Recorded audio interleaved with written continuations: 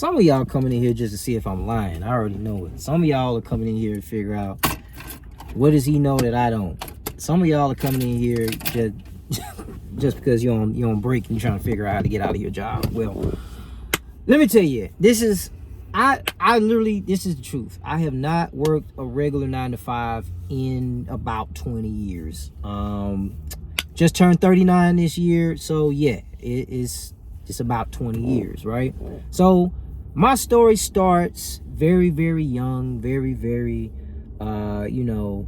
just a young, country guy from Alabama. But about around 12 years of age, I would say, my father placed a pair of clippers in my hand. Now wait, don't click off the video, because I know some of you all are, oh, he's a barber. That's why.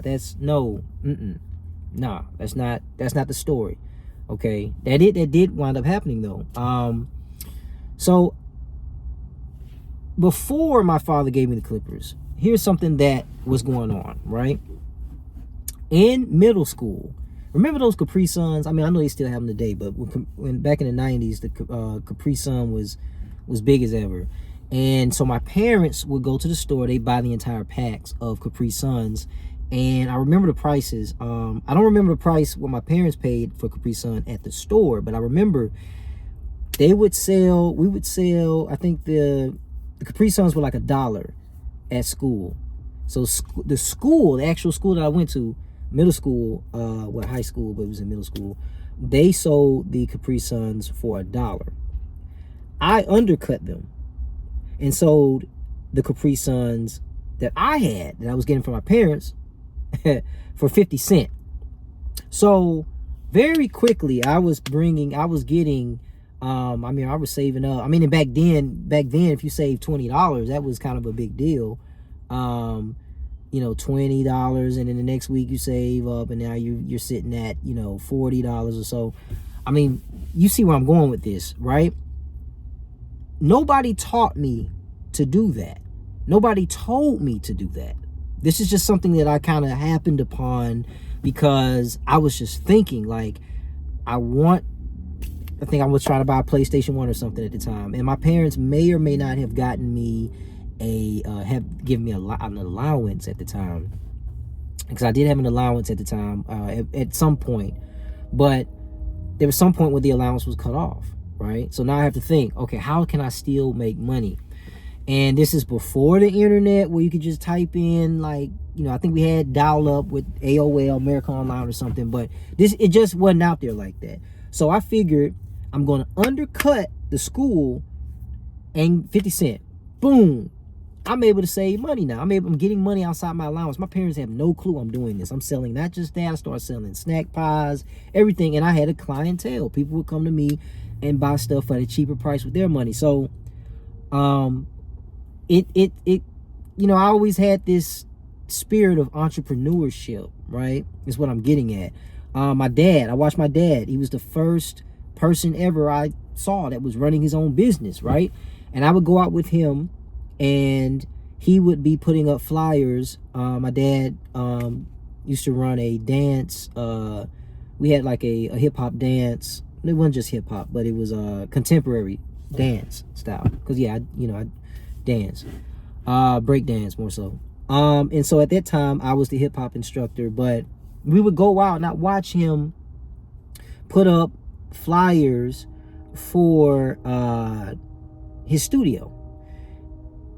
And at the time, I can say this now because we don't have the studio anymore, and times have changed, so this no longer this doesn't even work. But at the time, you would have this the paper flyer, and it would have, like, if you wanted to get the phone number from the flyer, right? Let's say you're out, you see the flyer, like, oh, I want to send my kid to dance school so he can learn learn dance, right? But you don't have a phone where you can take a picture. There'd be these tabs on the sheet of paper where you could break off a piece of the paper where it already has it printed, the phone number. So what he would do is he'd break off some already and then post it. I said, why are you breaking it off? People won't be able to get it. You only got 4 or 5 left now. And the reason that he would break off a few, it was more than that he would have left, but he'd break off a few. And he was saying, I'm giving the illusion of there being like interest. So other people come and say, oh, 4 or 5 people already broke off. So well, maybe it's something to look at. Maybe let me see if I can send Johnny. And they break off. What he was teaching me is something that I would take with me from childhood into the future, right? Where today we do this all the time in marketing, where you create, you kind of manufacture interest in something. Well, if they're doing it, so I need to do it, right? But these are the influences around me that spawned, hey, I don't really want to work a job. Now, that being said, I did work jobs, okay? My very first job, technically speaking, I had jobs before this, but technically speaking, tax, like on tax paper, government, my first job, and I'm gonna call it a real job because people would sit there and say that this isn't a real job. It was McDonald's, okay? Mickey D's. I worked there right after I graduated high school. And man, I worked there for an entire year. Let me tell you, at some point in your life as an adult, you have to learn yourself. I realize as an adult, everybody doesn't get a chance, or they just don't learn themselves. They don't pay attention to why they don't like something. This is where that happened for me. This is the first part of that happening. I was at McDonald's and I worked there for a year. And at first I was happy and I was excited because I got to get out the house. I got to meet new people. And I was learning. I was learning how, and I call it a real job because I get people say it's not a real job. You say it's not a real job because you're not making enough. Even back then, we were making like $5, $6 an hour or something like that. You got to think, this was like 2005. So people, will say it's not a real job because that wasn't livable income. You probably couldn't, you might have been able to get an apartment back then with that, but I doubt it, right? I wouldn't have known because I was like 18, 19. But I call it a real job because you have to get up at a certain time, be at work at a certain time. If you're not there at a certain time, you run the risk of getting fired, written up.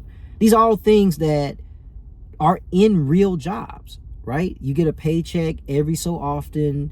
You have to budget because you only get paid so often, blah, blah, blah, blah, blah. People will try to talk you out and say this isn't a real job. But you're learning the foundational concepts of all jobs, because these are all things that people can relate to because they work a job. So how could McDonald's not be a real job? It's a real job. It's just you're not making enough. And they'll say, oh, we don't have insurance. You don't have this and that. Yeah, I get that. But now look at all of us. Look at everybody now. They're working real jobs and anyway, I'm not, let me stay focused. Stay focused on the task. So, how did I wind up quitting McDonald's, right? Because this is what pushed me. This is what made me, like, from that point on, from 19 to 20, from 20 pushing forward, I was like, I'm done with working a real job. But keep listening, because I wound up going back a decade later. But what happened was, there was this one particular customer. He would not stop harassing me. Dude, I don't know who this dude was, but he would not stop harassing me. He kept coming through the line. He kept coming. It was like, I don't know this guy. What personal problem does he have with me? And mind you, my customer service, that's one thing I always prided myself in, is my customer service. Top notch. Hey, how you doing, sir? Like, I could have worked at Chick-fil-A before Chick-fil-A. Like, it was like that. Like, I was giving Chick-fil-A service in McDonald's in 2005, right? This guy, he comes through. He's like, my burger's cold. My burger's not this. I don't have cheese. I don't even remember what it was. The dude threw the burger in my face. He's in the drive-thru. He throws the burger in my face. You know what I did? I'm so sorry that happened to you, sir. I'll talk to the guys on the line to see if we can make you another burger. Man, F that. No. He's saying all this stuff to me. I just smiled, I'm sorry that happened to you, sir. Have a nice day. Have as nice of a day as you can. He drives off, and instantly I start plotting. I'm gonna get him back. He like, never again. The disrespect, never again. Like, I sat there and I took it up. This is where I realized, I gotta quit. This is not good for me. And back then there was no such thing as mental health. Nobody was saying, oh, your mental health, da da da da. Because I would work. I only had, and then the days that I would get off, maybe I get off on a weekend. I got 2 days off. Those 2 days, I'm dreading going back. So I don't enjoy the 2 days that I'm off. Like, this is how I was. Because I just did not like the job. It was not fulfilling to me. And it was these little things that would happen at work that would compound on top of each other. It's like they say, death by 1,000 cuts, paper cuts, right? Like, individually, one off, nobody cares. But when this is happening to you day after day after day after day after day after day, it diminishes. You start to snap, right? This guy was the straw that broke the camel's back. I started looking at the paper cups at McDonald's, and I hate to even say this, and I started wondering, how long does it take for how much grease can I pour in there before it burns a hole in the bottom of the cup? And dude, I was getting ready to throw the grease out. Like, I was there. And so I was thinking, next time he comes through the line, he says something crazy, bow, and I'm gonna jump out. Like, that was it. 19. So I think I actually put the grease in there and I timed it. Like, I was really there, right? And in the process of this, I think, because this was another day, so days had passed and I'm still in that mindset. Like, that's how much I was upset from this guy. So I sit there and I say, okay, I just wake up. Like, yo, what are you doing? It's like the voice of man. What are you doing? You just graduated. You have your whole life in front of you. And you're about to throw it away for some guy. You don't even know this guy's name. He just keeps coming through, harassing you specifically. Because this wasn't the first time he had said or done anything like this to me before. He had been messed. I don't know why. I don't know if I looked like somebody took his girl. I have no idea. Right? Because I wasn't that type of, I've never been that type of person. I don't know if I have no idea, right? So I say, look, man, you can't go through like this. You got to quit your job. Because if you stay, it's just going to push you over the edge to do something like this. And there's no coming back. There's no coming back once like it's a domino effect. So I quit. As soon as I quit, you would have thought I would have been depressed. I don't have the money. It was like a weight had been lifted off my shoulder. Like a weight. Now, at the time, I had no clue that this was a part of my personality. Like, this was, I had no clue. So from there, I go from McDonald's to cutting hair. And I would cut friends and family out the house. And I went from there to cutting at a cousin's. My cousin, she had a hair shop where she literally sold hair. And so I would cut there in her shop. And she tried to bring me business. And this is probably not, this was definitely not, this was like some under the table type, country backwoods type stuff. I'm not going to lie to you, okay? So if you're a barber and you're frowning, you're like, what? Yeah, this was not supposed to be done. But mind you, I'm from the rural areas of Alabama originally. So we're doing, we can, and she owned this place. So there were some things that was going on the table. But once again, you could get away with stuff back like that, back then at least. So yeah, I was cutting hair. And I remember I'm just a few years in cutting. I jacked this woman up. Not gonna lie. Not gonna get into that. That's another story time. But I wound up doing really bad on her. And that was it. It hurt me so bad that happened that I quit, right?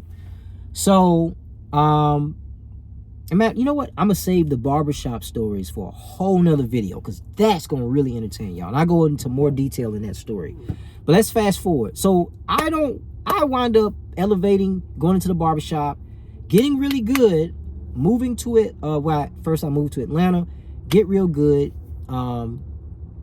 Because I'm in Atlanta and because I'm around a celebrity stylist, blah, blah, blah, blah, blah, my game levels up, and I wind up cutting in Atlanta for a decade, right? Okay. There comes a time where I wind up leaving this particular barbershop that I'm at, and saying I quit. Once again, I'm gonna save those stories for the barbershop story because we want to stay focused on it. I wind up going back to working a 9-to-5. Mind you, now I'm in my 30s. Okay, I'm currently 39, but now at this point of the story, I'm in my early 30s. So I'm like 31, and I wind up having to go. No, I think I'm like 30 on the dot. I wind up working at Amazon.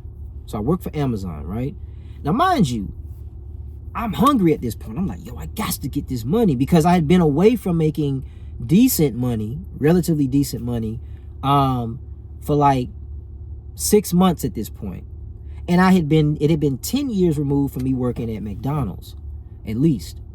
So I had literally forgotten, why don't I work a job? Why don't I work at a warehouse? Why don't I work at, just a regular smuggler, why don't I just work? Why do I get a consistent check? Why don't I at least do these things? I had completely forgot. I didn't realize this. So I wind up working at Amazon. I was working there to, it was like temporary. So it was like Christmas. It was like right around Thanksgiving or before. I think it was like early October going into November. I wound up starting work there, but it was like temp work with the chance of employment. So at the end of it, they'll let you know like, hey, you're on. And maybe they hire 10 people out of the group or so. And then you work for them until whatever. So I'm trying to get this job. I'm their best worker. I'm putting in so much effort. I remember I was working on the assembly line, right? I'm not the assembly line. Like, you have like the line J, line M, N. You have these different letters, and then you're like moving the packages from point A to point B to put them on, and then somebody else puts them on the truck. I forgot the package sorter. There we go. That's what I was. I was a package sorter. So we're sorting packages. I'm wrapping pallets.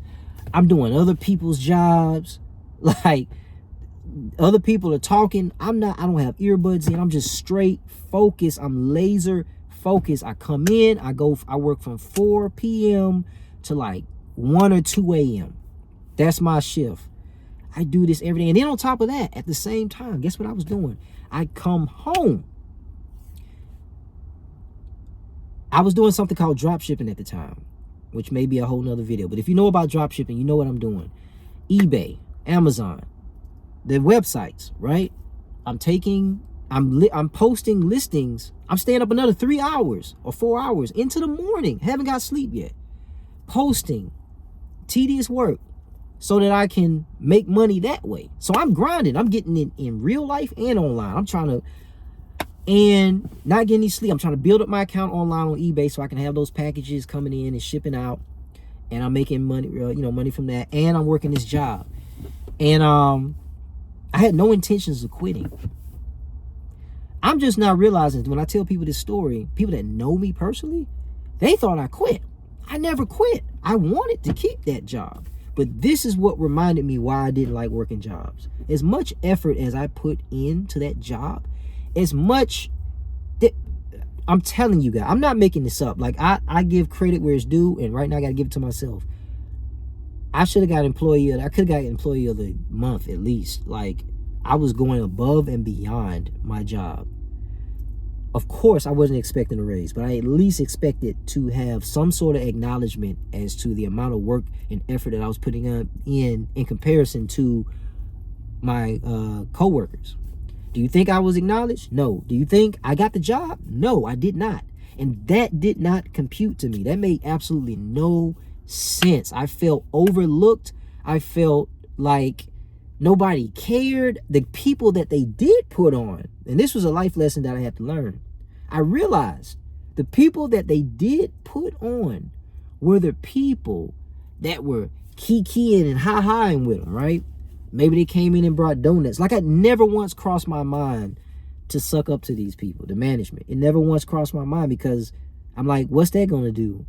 We got work to do. They need to see this work that we getting done. Like, no, we doing, I'm a doggone robot.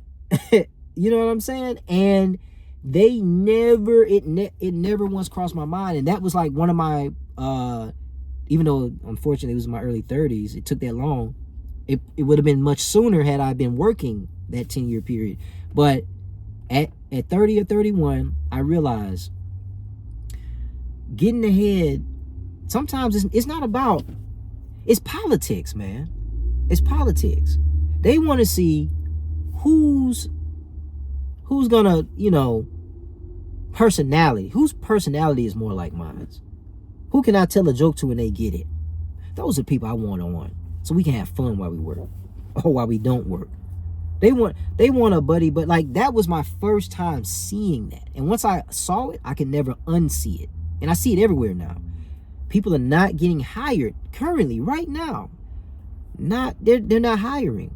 And it has nothing to do with your work effort. It has nothing to do with you coming in early, you not having a sick day, it has nothing to do with that. It has to do with, it has to do with, number one, that bottom line. It does have to do with that. If they don't have the money to pay you, they're not going to pay you. They can't hire you. But it also has to do with, if we are going to hire you, we're going to hire the people we like. Not the people that do the best job, the people we like. And that is a universal, in America, truth. That if you're a young guy, you're 25 or so, I hope you hear what I'm saying, because you're going to experience it at some point. If you haven't already experienced it, it's like, yo, what? I'm like, this is what y'all are doing? And that was tough for me to realize. But once I realized it, it brought me back to McDonald's. That's right. That's why I don't do this. Number one, it's not my personality. It's just not. When I'm in the barbershop, after I finish each haircut, that person instantly tells me whether or not they like the job that I've done for them. Instantly. Is it instant gratification? I don't know, but I feel like I'm seen. That's important for me. Don't let me put in all this extra effort to make, once again, I told you guys, I have great customer service. So I'm also that way with my clients, when I was cutting hair. And so I feel like I'm seen. I'm respected for the job that I do. I mean, it's perfect for me. It's perfect for my personality. And people would tell you, well, if you just need a job, you just need to get a job. Why are there so many jobs?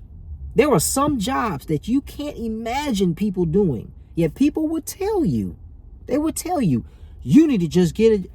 No, there's a million jobs plus jobs because there's a million plus types of people. Personalities matter. There's some people that are mild and timid, just a natural calm state. I have family members like that. Can you really imagine those people as law enforcement? No, you couldn't. You'd laugh at the idea. It could be their stature. The person I'm thinking about is 6 foot something. I couldn't imagine them, in that position at all. It's not their demeanor. It's not who they are. Sure, they could do the job, but can they do it efficiently? Will they succeed at the job? And that's something that, at this point, people don't even care about because people are in need of jobs so badly they're willing to do whatever. And that's great. But I used to say this way before it got this bad. I mean, 2010, I used to say this. When I was still in college, I would say, if the world focused on people doing what they enjoyed, the world would be a much better place. And people, when I say this, people think they expect that I'm talking about, oh, you talk about something fun. Yeah, sure. We all can't just go and sing songs and dance and do all this stuff. We're not talented like that, Ezel. We can't do that. That's not what I said. I said if people do what they enjoy. Here's the thing. Somebody enjoys being law enforcement. Somebody enjoys being a doctor. Somebody enjoys doing construction. Somebody enjoys that. I mean, at the same time, somebody else considers all three of those things boring, and they would bleed their eyeballs out if they had to do that for a living. Do you get what I'm saying? When people do what they enjoy, they do a better job at it. You have the best doctors, the best law enforcement, the best construction workers, the best mechanics. These people go above and beyond what the job requires because they love what they do. So it's not a laborious task for them. Or when it does become laborious, they can push through because they love it. They're a nerd for the job that they're doing. If everybody would just focus on, hey, what I really enjoy doing, everything, I mean, so many things would clear up. I mean, this would have an economic impact on the world that people don't even, I don't know anybody else who said it like this recently. Because there was actually a friend of my father's who, when I was, I think, 20, he told me. So I was fresh out of high school. I didn't graduate at 20, I graduated at 18, but I'm saying I had been a couple of years out of high school. He said, if you do what you love to do, you'll never have to work again. It kind of made sense to me back then, but as I went through those experiences to what I'm telling you guys, it made complete sense, complete sense. And I don't, now that I have a family, there are some jobs that I will do, that I'm willing to do, that I don't like. However, my mindset has always been entrepreneur. I do what I enjoy to do, but I have that entrepreneur spirit, and I've always had it since I was a kid. And so I guess to wrap up this video, because I don't want it to be too, it's already too long, and I doubt most people don't have an attention span to last the first 10 minutes. So I guess what I ultimately want to say is, number one, if you're watching this and you're trying to figure out what's your next move, maybe you got let go from your job and you're trying to figure out, what do I do? Maybe you've never even thought, what do I actually like to do? Guess what? It's 2024, buddy. It's 2024. That means you can make money off of literally anything. You could be a peanut butter and jelly connoisseur, and you make a YouTube channel about different exotic peanut butters and jellies and making sandwiches with them, and you will, if you can get 100,000 people plus to watch that consistently, you can make a great life for yourself, like 6-figure, 7-figure life for yourself. You start getting brand deals, endorsements, like the silliest thing, like anything. You just research it. You got AI at your disposal now. You can figure it out. If you can't figure it out, you can get ChatGPT to help you.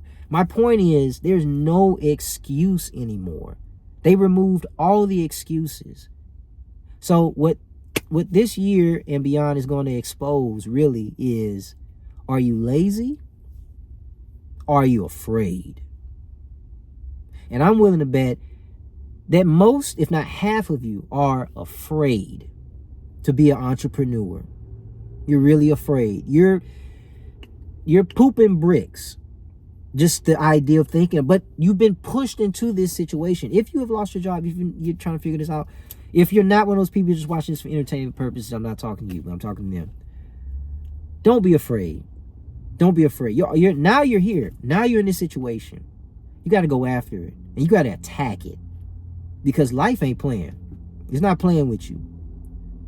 The good thing about this is that if you push, and you push hard, and you learn as you go, you build the plane as you fly it, right? And you're on this. You're doing this with a sense of urgency. You're not dragging your feet. No, you're really moving. There's nothing but greatness on the other side of that for you. I truly believe that. I truly believe that. Now, I can't promise that. I can't promise that. That's going to be completely determined. It's going to be completely up to you, right? There's going to be failures along your way. You're going to fail. It's inevitable. But what you do after you fail, that is the determining factor of your success. All right? So, yeah, that's how I have maintained not working a job for pretty much 2 decades. 2 decades. I'm always elevating, always growing, always learning and adapting and adding new skills to my arsenal. This video is 30 minutes long, y'all. put a one in the down below. I know I'm not gonna get any ones, but put a 1 down below if you actually got to the end, and I don't know. But if this video touched your heart in any way, leave some comments down below. I'd love to hear from you guys.